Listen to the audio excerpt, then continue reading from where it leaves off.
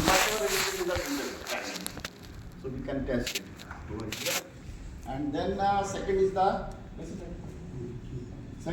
handwriting division, handwriting in documents.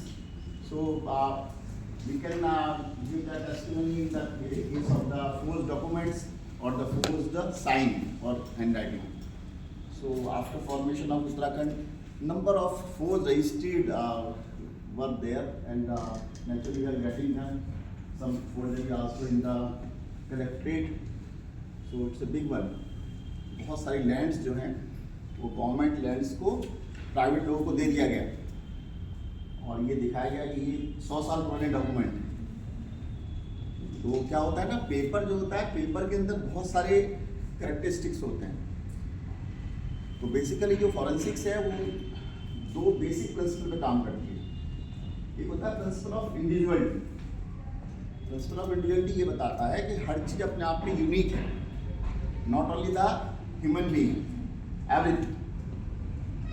For example you go to the garden and just for example a mango garden, mango trees are there, and just you see all the trees, उसमें हो सकता है 1 लाख पेड़ हों, लेकिन कोई भी 2 पेड़ एक जैसे नहीं होंगे, it will be different.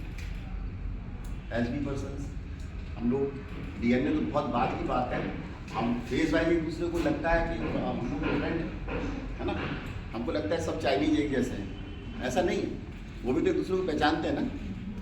वो इंडियंस को ऐसे सोचते हैं कि सारे इंडियंस एक जैसे लगते हैं, ऐसा नहीं, ईच वन इज डिफरेंट। यही चीज़ हम लोग का, यही साइंस हम यूज़ करते हैं, फॉरेंसिक साइंस का बेसिक है कि जो कुछ भी है वो इंडिविजुअलिटी का मार्क्स है उसके अंदर।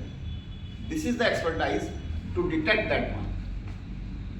फॉर एग्जाम्पल एक फायर आर्म है, जैसे अगर मैं बात करता हूँ तो मान लीजिए कानपुर में भी है स्मॉल आर्म फैक्ट्री, तो वहाँ पर अभी आप देखिएगा नीचे विजिट में अपनी, we have the 7.65 mm bore pistol is form, revolver is also there, 32 bore का रिवॉल्वर वहाँ बनता है। तो क्या होता है, रिवॉल्वर में या पिस्टल में एक बैरल होता है, बुलेट उससे पास करती है, तो when bullet passes through it, तो उसका जो बैरल का जो भी मार्क्स हैं वो उस पर ट्रांसफर होते हैं, जिसको हम स्टाइलेशन मार्क्स बोलते हैं।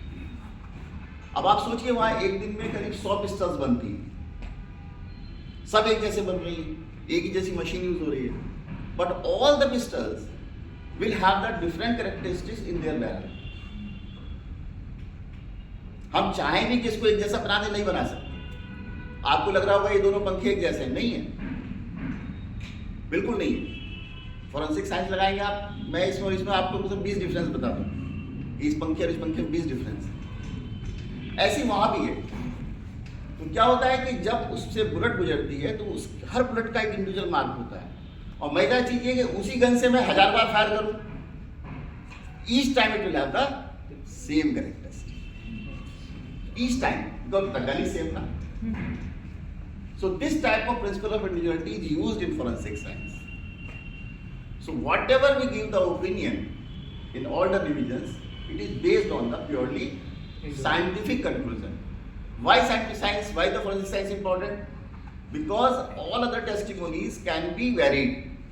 आदमी है वो आज कुछ बोल रहा है, कल कुछ बोल रहा है, आपके सामने कुछ और बोलेगा, मेरे सामने कुछ और बोलेगा, चेंज कर सकता है अपना स्टेटमेंट। लेकिन यहाँ पर जो भी रिपोर्ट हम लोग देखते हैं, that can be cross checked in any laboratory of the world, not only India. It will be the same because activity is same.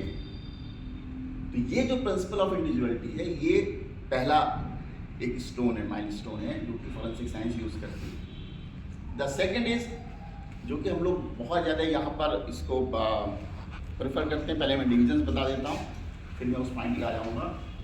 तो डिविजन्स मैंने आपको बताया, cyber, then handwriting and document, then third is the ballistics, fire related all the things है ना, and number 4 is the basic physics. Basic physics means we are matching any two things, कोई भी दो चीज़ें हम आपस में मिला सकते हैं कि वो सेम है या नहीं है।